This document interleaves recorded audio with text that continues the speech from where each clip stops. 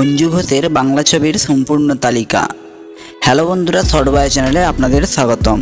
আর আজকের ভিডিওতে আমি আপনাদেরকে জানাবো বিখ্যাত অভিনেত্রী অঞ্জু ঘোষ মোট কতগুলি বাংলা ছবি করেছিলেন এবং সেই সব ছবির বক্স অফিস রিপোর্ট কেমন ছিল সেই সম্বন্ধে। ভিডিওটি শুরু করার আগে আপনাদের কাছে অনুরোধ, ভিডিওটি অবশ্যই শেষ পর্যন্ত দেখুন এবং চ্যানেলটি যারা এখনও সাবস্ক্রাইব করেননি অবশ্যই সাবস্ক্রাইব করে নিন, কারণ এই চ্যানেলে সমস্ত বাংলা ও ভারতীয় সিনেমা এবং আপনাদের পছন্দের ভিডিও আপনারা পাবেন। তো চলুন বিখ্যাত অভিনেত্রী অঞ্জু ঘোষের বাংলা সিনেমার সম্পূর্ণ তথ্য নিয়ে ভিডিওটি শুরু করা যাক।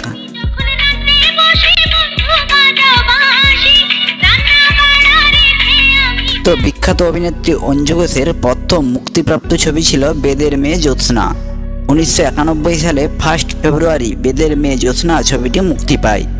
মতিউর রহমান পান এই ছবির পরিচালনা করেন এবং অঞ্জু ঘোষের বিপরীতে নায়কের চরিত্রে অভিনয় করেন চিরঞ্জিত। তো বেদের মেয়ে জ্যোৎস্না ছবিটি বক্স অফিসে অল টাইম ব্লকবাস্টার হিট হয়েছিল এবং সেই সময় এই ছবির জনপ্রিয়তা এতটাই বেড়ে গিয়েছিল যে কোনো সিনেমা হল থেকে ছবিটি বন্ধ করা যায়নি। অর্থাৎ অভিনেত্রী অঞ্জু ঘোষের প্রথম বাংলা ছবি বক্স অফিসে ব্লকবাস্টার হিট করে।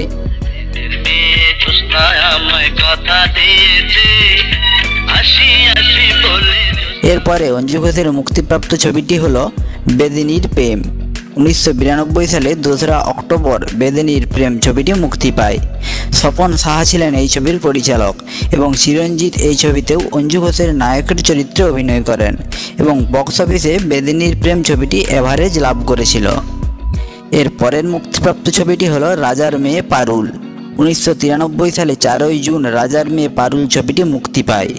মিলন চৌধুরী ছিলেন এই ছবির পরিচালক এবং সাথে তাপস পাল, পাপিয়া অধিকারী প্রমুখ শিল্পীরা ছিলেন এবং বক্স অফিসে এই ছবিটিও অর্থাৎ রাজার মেয়ে পারুল ছবিটিও এভারেজ লাভ করেছিল। এরপর 2 বছর ব্যবধানের পর মুক্তি পায় কুমারী মা ছবিটি। 1995 সালের 4ই এপ্রিল কুমারী মা ছবিটি মুক্তি পায়। দুলাল ভৌমিক ছিলেন এই ছবির পরিচালক এবং এই ছবিতে আবার চিরঞ্জিত অঞ্জু ঘোষের নায়ক ছিলেন, সাথে সৌমিত্র চ্যাটার্জি, শতাব্দী রায় প্রমুখ শিল্পীরা ছিলেন এবং বক্স অফিসে কুমারী মা ছবিটি হিট করেছিল। এর পরের ছবি মুক্তি পায় প্রাণ সজনী। 1996 সালে 20 সেপ্টেম্বর প্রাণ সজনী ছবিটি মুক্তি পায়। নারায়ণ ঘোষ ছিলেন এই ছবির পরিচালক, সাথে তাপস পাল, ইন্দ্রাণী হালদার প্রমুখ শিল্পীরা ছিলেন এবং বক্স অফিসে প্রাণ সজনী ছবিটি এভারেজ লাভ করেছিল।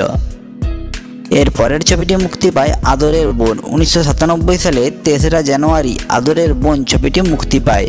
স্বপন সাহা এই ছবির পরিচালক ছিলেন, সাথে প্রসেনজিৎ, অভিষেক চ্যাটার্জি, ঋতুপর্ণা সেনগুপ্ত প্রমুখ শিল্পীরা ছিলেন এবং বক্স অফিসে আদরের বোন ছবিটিও হিট করেছিল। এর পরের ছবিটি মুক্তি পায় প্রাণের চেয়ে প্রিয়। 1998 সালের 4ই ডিসেম্বর প্রাণের চেয়ে প্রিয় ছবিটি মুক্তি পায়। এই ছবিটিও স্বপন সাহা পরিচালনা করেন, সাথে প্রসেনজিৎ, অভিষেক চ্যাটার্জি, তাপস পাল, ঋতুপর্ণা সেনগুপ্ত প্রমুখ শিল্পীরা ছিলেন এবং বক্স অফিসে প্রাণের চেয়ে প্রিয় ছবিটি এভারেজ লাভ করেছিল।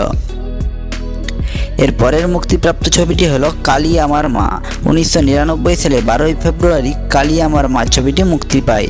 শান্তিলাল সোনি ছিলেন এই ছবির পরিচালক এবং বক্স অফিসে কালী আমার মা ছবিটি হিট করেছিল।